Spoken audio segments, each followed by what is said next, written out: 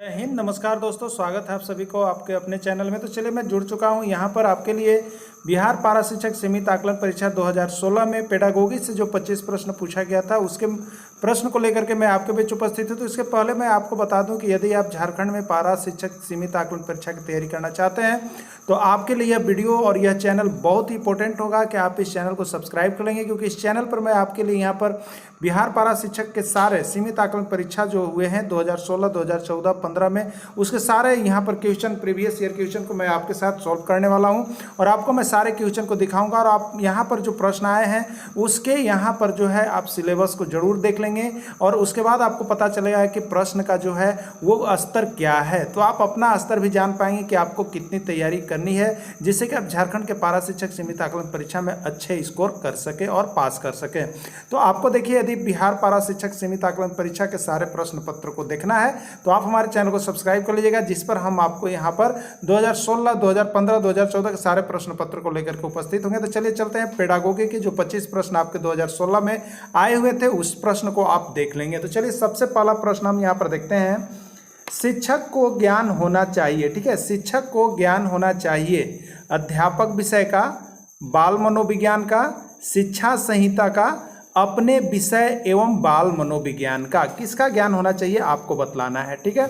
तो देखिए, यहाँ पर एक शिक्षक को क्या ज्ञान होना चाहिए आपको देखना है। यहाँ पर एक शिक्षक को क्या ज्ञान होना चाहिए, तो इसका सबसे सटीक आंसर जो आपका होगा, एक शिक्षक को अपने विषय, ठीक है, अपने विषय और बाल मनोविज्ञान यानी बच्चा का जो मनोपोली है उसको पढ़ने का ज्ञान होना चाहिए, जिसके आधार पर ही यहाँ पर एक शिक्षक को बच्चे के पढ़ाने में सुविधा होती है। यानी शिक्षक को अपने विषय और बाल मनोविज्ञान जो सब्जेक्ट है उसकी पूर्ण जानकारी होनी चाहिए।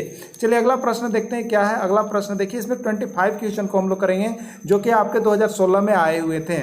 अगला है, प्रतिभाशाली बालक की पहचान की जा सकती है। आपको बताना है कि एक प्रतिभाशाली बालक है तो उसको आप कैसे पहचान सकते हैं कि यह जो बालक है वो प्रतिभाशाली है।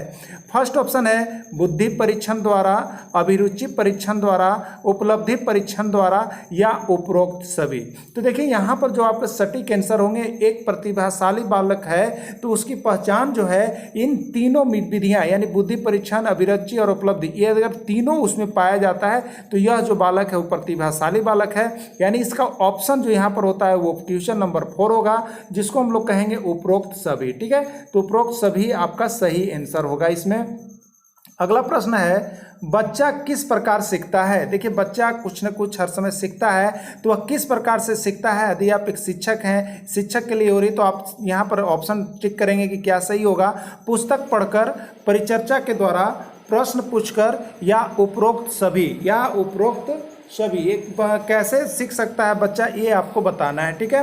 तो एक बच्चा किस प्रकार से सीखता है इसको आप यहाँ पर देखेंगे तो इसका सही ऑप्शन जो होगा वो आपका हो जाएगा, बच्चा जो होता है उपरोक्त सभी, ठीक है। पुस्तक पढ़ कर भी सीखता है, उपरोक्त सभी इसके आंसर यहाँ पर हो जाएंगे। चलिए अगला क्वेश्चन देखते हैं। अगला क्वेश्चन जो है आपका वो है, परामर्श का उद्देश्य है। परामर्श का उद्देश्य क्या होता है।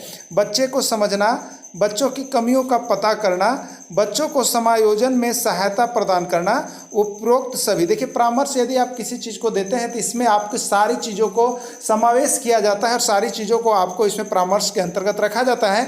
यानी इसके सही ऑप्शन जो हो जाएंगे इसमें उपरोक्त सभी ही होगा। तो देखिए, एक बात मैं आपको बता देता हूँ, आप जब पेडागोगी का एग्जाम देते हैं, अभी इसके पहले आपने जेटेट भी दिया होगा या कभी आप सीटेट दिए होंगे, तो देखिए एक बात आपकी जाती है, उपरोक्त सभी जो बिंदु आते हैं वो बहुत ही ज़्यादा आते हैं और वो उसमें लगभग वो सही पाए जाते हैं। तो यहाँ भी बिहार में भी इसी तरह का पूछा गया था जो आपको देखने को मिल रहा है। चलिए अगला देखिएगा, यहाँ पे डिसलेक्सिया किससे संबंधित है। आपको बताना है कि डिसलेक्सिया जो है वो किससे संबंधित है। पठन विकार, मानसिक विकार, गणितीय विकार या व्यवहार संबंधी विकार। तो देखिए, आपका यहाँ पर जो है बालकों में विभिन्न प्रकार की त्रुटियां होती, विभिन्न प्रकार के दोष होते, विकार होते, जिसको आपको पढ़ लेना है। तो देखिए, डिसलेक्सिया जो है एक क्या है, तो वो आपको पता है पठन विकार है। इसमें बच्चा जो है अच्छा तरह से शब्दों का उच्चारण नहीं कर पाता है, जिसको हम लोग डिसलेक्सिया कहते हैं, ठीक है। तो यह एक पठन विकार होगा, फर्स्ट ऑप्शन इसके सही होंगे। अगला देखिएगा, जो बालक शैक्षिक रूप से पिछड़ा है उसके बारे में क्या सत्य है। जो बालक शैक्षिक रूप से केवल पिछड़ा है उसके बारे में क्या सत्य है आपको बताना है। पढ़ाई में पिछड़ा है, घर व समाज से पिछड़ा है, मानसिक रूप से पिछड़ा है, या इनमें से कोई नहीं। ठीक है, तो जो बालक शैक्षिक रूप से पिछड़ा है, इसका मतलब वो किससे चीज से पिछड़ा है, तो अब आप बता सकते हैं, तो वो जो है पढ़ाई में पिछड़ा है। ठीक है, किस में पिछड़ा है, इसमें पढ़ाई में पिछड़ा। शैक्षिक माने पढ़ाई होता है, यानी वह बालक जो है पढ़ाई में पिछड़ा है। अगला देखिएगा आप, शिक्षक एवं विद्यार्थी के मध्य किस प्रकार का संबंध होना चाहिए। शिक्षक एवं विद्यार्थी के मध्य किस प्रकार का संबंध होना चाहिए। आप भी एक शिक्षक है तो देखिएगा क्या इसका सही ऑप्शन होगा, स्नेह का, विश्वास का, सम्मान का, या उपरोक्त सभी का। तो इसमें सही ऑप्शन क्या होंगे, तो उपरोक्त सभी सही है। एक शिक्षक और विद्यार्थी के मध्य स्नेह भी होना चाहिए, विश्वास भी होना चाहिए और सम्मान भी होना चाहिए, यानी उपरोक्त सभी इसके सही ऑप्शन होंगे। अगला है, किसी समस्या के समाधान हेतु क्या चीज आवश्यक है। जानकारी आवश्यक है, तर्क आवश्यक है, आक्रोश आवश्यक है, या भय। तो देखिए, अगर आप किसी समस्या का समाधान करना चाहते हैं तो सबसे बड़ी चीज है कि आपको तर्क करना जरूरी है, क्योंकि जानकारी होने के बाद भी यदि आप तर्क नहीं कर सकते हैं तो वहां पर आप क्या कर सकते हैं, समस्या का समाधान नहीं कर सकते हैं। इसलिए तर्क करना बहुत ही जरूरी चीज होता है। तर्क इसके सही ऑप्शन होंगे।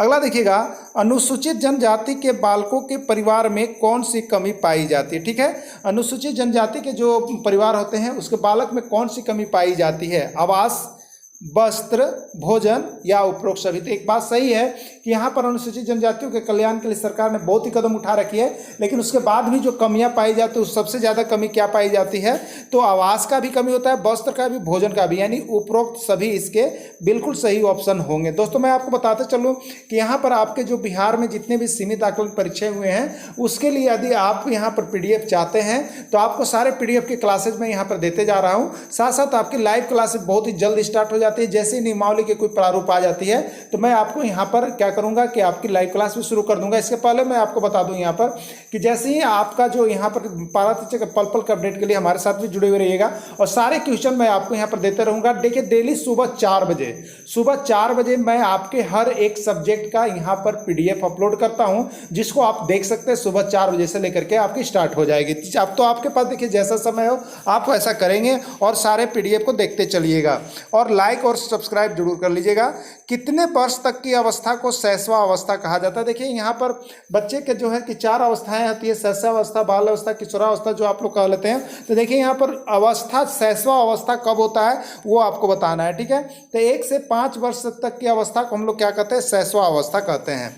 अगला क्वेश्चन देखिएगा, बाल विकास का क्या अर्थ है। आपको बताना है कि बाल विकास का अर्थ क्या है। बालक का सामाजिक विकास, बालक का मानसिक विकास, बालक का सर्वांगीण विकास, या इनमें से कोई नहीं। ठीक है, तो बाल विकास का क्या अर्थ होता है, तो आपको पता चल गया होगा कि बाल विकास का अर्थ है यहाँ पर बालक का सर्वांगीण विकास। ठीक है, एक पक्ष की ओर नहीं, सारे मुद्दों का विकास होना चाहिए। अगला देखिएगा, 6 से 10 वर्ष की अवस्था में बालक रुचि लेना प्रारंभ करता है। जब बच्चा 6 से 10 वर्ष का हो जाता है तो उस अवस्था में बालक किस चीज़ में रुचि लेना प्रारंभ करता है, आपको बताना है। समाज में, गांव में, शहर में, या विद्यालय में। तो एक चीज़ आप देखिएगा, सबसे अधिक जो बच्चा रुचि लेता है, इंटरेस्टेड होता है, वो आपको होता है स्कूल में होता है। जब वो स्कूल जाता है तो सबसे ज़्यादा इंटरेस्टेड होता है, यानी विद्यालय में। इसका सही ऑप्शन होगा, क्वेश्चन नंबर 4 होगा। अगला देखिएगा, बालक के सामाजिक विकास में सबसे महत्वपूर्ण है।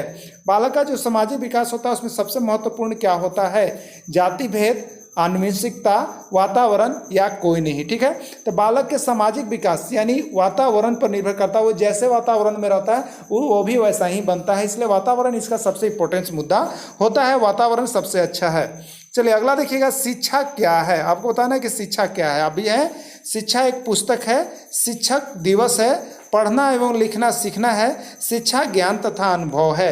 तो चलिए इसमें सभी से जो सटीक आंसर है, देखिए इसमें पेडागोगी ऐसा ही चीज़ है जो आपको हर समय लगता है कि हर सब्जेक्ट जो है, हर यहाँ पर जो आपका ऑप्शन है सही है, लेकिन उसमें से एक सटीक ऑप्शन आपको देने होते हैं। तो सबसे सटीक ऑप्शन जो होगा वो आपका है शिक्षा जो है ज्ञान तथा अनुभव है। शिक्षा क्या है, ज्ञान तथा अनुभव का एक मैटर होता है ना। अगला देखिएगा, शिक्षा का अति महत्वपूर्ण उद्देश्य क्या है। शिक्षा का अति महत्वपूर्ण उद्देश्य क्या है। देखिए शिक्षा का उद्देश्य तो बहुत है, लेकिन अति महत्वपूर्ण उद्देश्य क्या है आपको बताना है। आजीविका कमाना, बालक का सर्वांगीण विकास करना, पढ़ना एवं लिखना सिखाना, बौद्धिक विकास। देखिए इसमें चारों ऑप्शन आपको बहुत ही सही लग रहे होंगे कि सभी शिक्षा का ही अर्थ है, लेकिन अति में क्या होगा, तो यहाँ पर शिक्षा का जो अति महत्वपूर्ण उद्देश्य है वो होता है बालक का सर्वांगीण विकास करना, जो कि सेकेंड नंबर ऑप्शन आपके सही होंगे इस प्रश्न के अनुसार।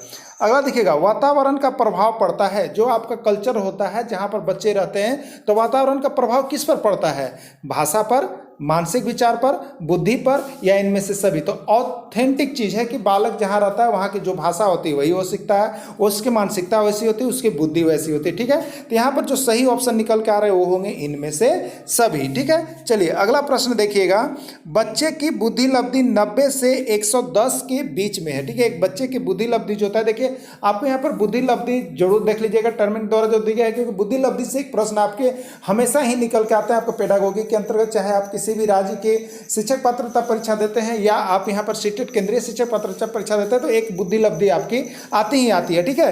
तो बच्चे की बुद्धि लब्धि 90 से 110 के मध्य है, तो वो कैसा बच्चा है, सामान्य बुद्धि का है, प्रखर बुद्धि का है, उत्कृष्ट है या प्रतिभाशाली है, ठीक है। तो देखिए 90 से 110 या 120 के बीच जो होता है वो बच्चा जो होता है वो सामान्य बुद्धि का होता है, ठीक है। वो किस बुद्धि का होता है, सामान्य बुद्धि का होता है। और 140 से जब ऊपर होता है ना, तो वो जो होता है प्रतिभाशाली बच्चा होता है, ठीक है। ये प्रश्न बराबर आते हैं, आप लोग इसको देख लीजिएगा।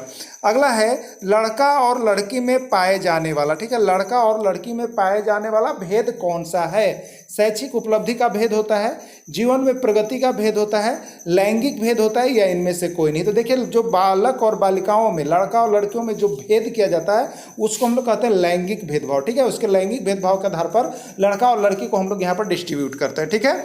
चलिए अगला देखिएगा, यहाँ पर अशुद्ध उच्चारण को सुधारा जा सकता है। जैसे कोई बच्चा यदि आपका अशुद्ध उच्चारण कर रहा है तो उसको आप किस प्रकार से सुधार कर सकते हैं एक एज ए टीचर, तो देखिए पुनरावृत्ति के द्वारा, समानता वाले शब्दों का उच्चारण कराकर, शब्दों को खंडों में बांटकर, या उपरोक्त सभी। देखिए सारी विधियां जो है अगर आप अपनाते हैं तो अशुद्ध उच्चारण को शुद्ध किया जा सकता है, यानी इसमें सही ऑप्शन जो होंगे वो आपके हो जाएंगे उपरोक्त सभी, ठीक है।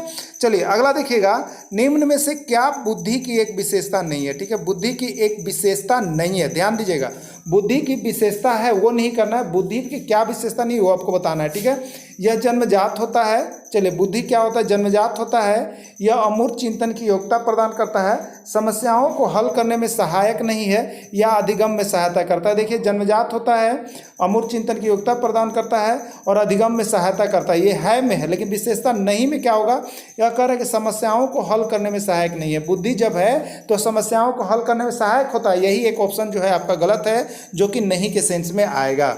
चलिए अगला देखिएगा, मूल्यांकन सहायक है। मूल्यांकन किस चीज़ में सहायक है आपको बताना है, संचय का अभिलेख तैयार करने में, अधिगम उद्देश्यों की प्राप्ति करने में, और अध्यापक के व्यवहार को सुधार लाने में, या उपरोक्त सभी। देखिए एक बच्चा का जब आप मूल्यांकन करते हैं ना, तो यहाँ पर जितने चीज़ें हैं ना वो सारे मूल्यांकन में शामिल होते हैं। यानी संचय, अगर एक आप किसी का मूल्यांकन कर रहे हैं मतलब क्या है, उसके संचय का अभिलेख आप तैयार कर रहे हैं, उसके अधिगम में क्या क्या उद्देश्य की प्राप्ति हुई वो तैयार कर रहे हैं, अध्यापक के व्यवहार का भी पता चलता है। यदि आपका बच्चा जो है अच्छा यहाँ पर करता है, अच्छा मूल्यांकन में अच्छा ला रहा है, इसका मतलब टीचर का भी योगदान है, टीचर अच्छे हैं, तो ये सारे यहाँ पर फैक्ट हैं, यानी इसका सही ऑप्शन जो होगा उपरोक्त सभी होगा, ठीक है, उपरोक्त सभी इसका हो जाएगा।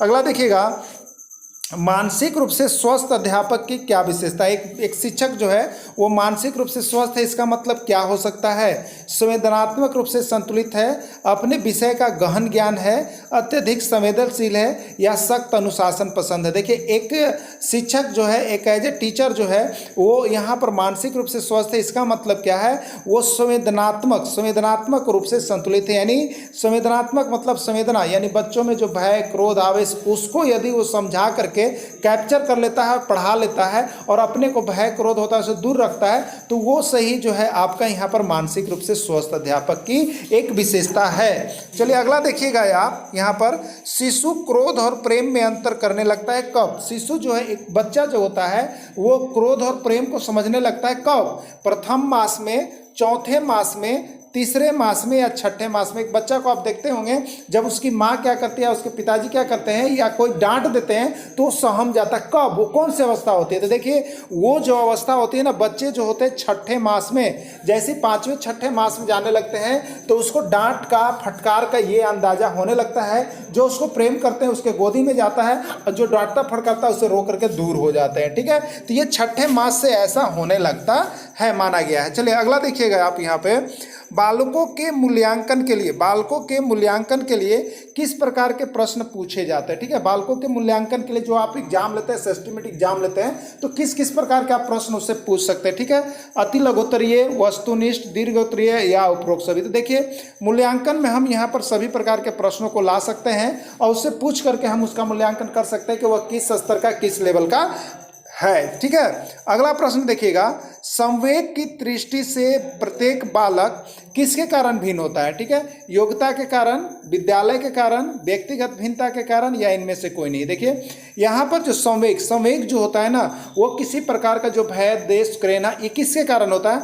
तो हर बालक में, हर बालक के परिवार में व्यक्तिगत भिन्नता पाई जाती है। ठीक है, तो यहाँ पर पर्सनालिटी डिफरेंस होता है, व्यक्तिगत भिन्नता होता है। इसी व्यक्तिगत भिन्नता के कारण जो होता है, प्रत्येक बालक एक दूसरे से क्या होते हैं, भिन्न होते हैं। सभी में एक समान जैसा गुण नहीं पाया जाता है। चलिए तो अब मैं बता दूं यहाँ पर कि यदि आप सारे सब्जेक्ट यानी 2016, 2015, 2014 के सारे एसएसटी के, हिंदी के, एसएसटी प्लस साइंस के, पर्यावरण के, यदि आप पीडीएफ चाहते हैं, उसकी तैयारी करना चाहते हैं, झारखंड पारा शिक्षक सीमित आकलन परीक्षा की तैयारी करना चाहते हैं, तो उसके पहले आप बिहार में जो यहाँ पर आकलन परीक्षा हुए हैं उसके प्रश्नों को जरूर देख लें, एक बार प्रश्न का लेवल जरूर देख लें। मैं यही कहूँगा, जिससे आप यहाँ पर बहुत ही अच्छी तरह से तैयारी कर सकते हैं और अपना लेवल को आप जान सकते हैं कि आपकी लेवल क्या जा रही है। तो चलिए वीडियो के अंत तक जुड़े हुए रहें, इसके लिए आपको सभी को बहुत बहुत धन्यवाद। Thanks for watching this video. फिर हम मिलेंगे आपसे इसी तरह का नेक्स्ट वीडियो लेकर के, तब तक के लिए इतना ही। जय हिंद, जय भारत, जोहार झारखंड।